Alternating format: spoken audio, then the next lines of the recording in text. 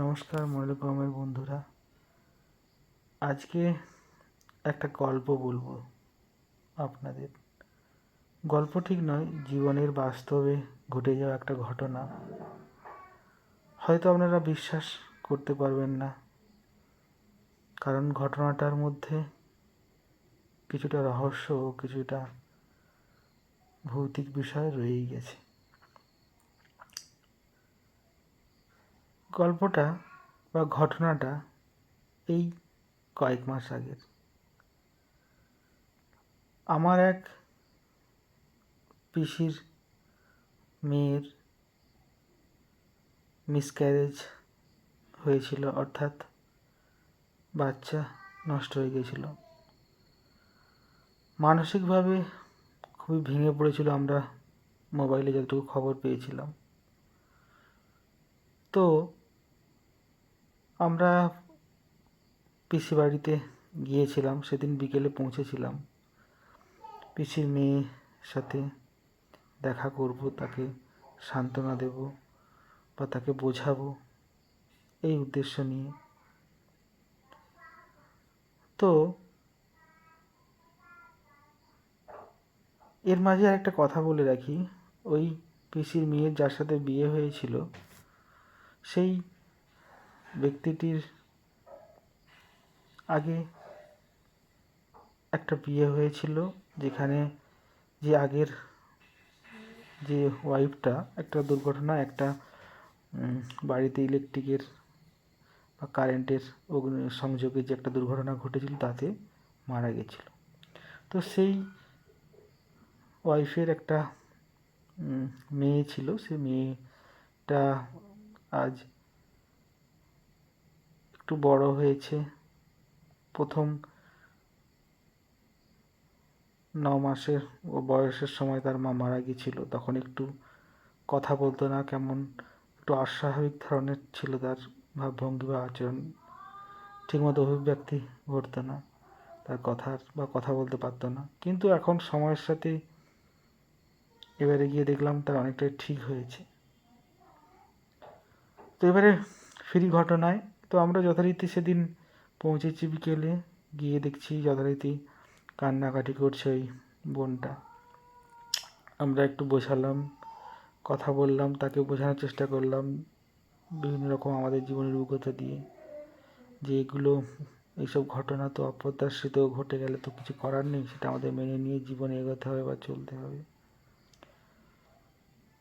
তো ও বুঝলো, কিন্তু ও আমাদের একটা কথা বলল,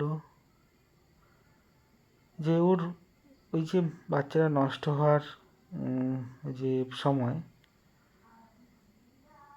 বা ওর আগের দিন একটা স্বপ্ন দেখেছিল বোনটা।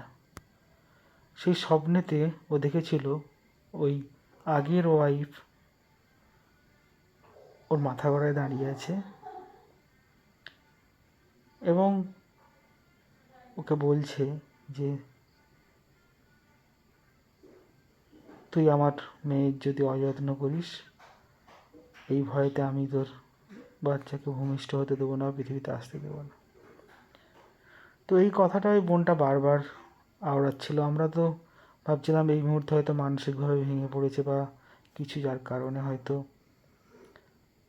ও হয়তো একটু উল্টোপাল্টা বলছে বা অস্বাভাবিক আচরণ করছে। তো আমরা ওর সাথে সন্ধ্যা অবধি বা রাত অবধি পুরো আড্ডা দিলাম, ওকে বোঝালাম, ও গল্প করলাম ওর সাথে, গল্প করে ওকে বোঝালাম, ওকে মোটিভেট করার চেষ্টা করলাম। তারপর আমরা যথারীতি খাওয়া দাওয়ার পর শুতে গেলাম। তো আমি সাধারণত এইসব বিশ্বাস করি না, বা আমি একটু এই ভৌতিক বিষয়গুলো আমি অত গুরুত্ব দিই না, বা এগুলো আমি মনে করি এগুলো হয়তো কোনো বাস্তবতা নেই। তো আমি যথারীতি ওদের বাড়ির যেই রুমেতে আমাদেরকে শুতে দিয়েছিল, আমরা শোয়ার পর যখন আমি ঠিক আলো বন্ধ করে ঘুমোতে যাচ্ছিলাম, দেখলাম প্রথমে ঘুম আসছিল না ঠিক মতো। তারপর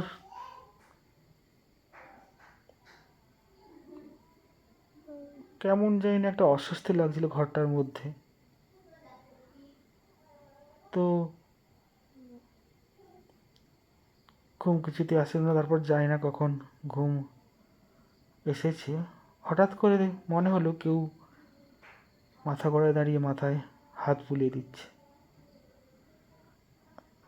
মুখটা ঠিক বুঝতে পারছিলাম না। আমি ভাবলাম হয়তো ওই আমার পিসিমণি হয়তো এসেছে, কি বুঝতে পারছিলাম না। তো ঘুমটা ভেঙে গেল, চমকে উঠলাম, দেখলাম না, চমকে উঠেছে। মনের ভুল ভেবে আবার শুয়ে পড়লাম। তো ঘুমানোর চেষ্টা করলাম। ঘুম থেকে উঠে আমি আবার চমকে উঠলাম।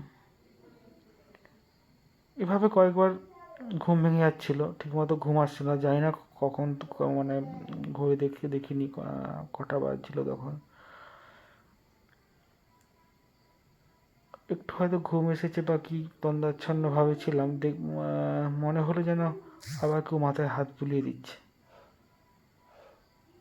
তো এবং একটা কেউ মাথা ঘোরায়, খুব সুন্দর যেন একজন শাড়ি পরে খুব গায়ে সুন্দর গন্ধ বসে আছে এবং মাথায় হাত বুলিয়ে দিয়ে দিয়ে বলছে, দাদা, আমার মেয়েটাকে তুমি দেখবে একটু। ওই বাড়িতে ঠিকমতো যত্ন পায় না, ওকে মারে, দেখো ওর পাগুলোয় হাতেতে দাগ। তুমি কি আমার মেয়েটাকে একটু দেখবে, যত্ন করবে?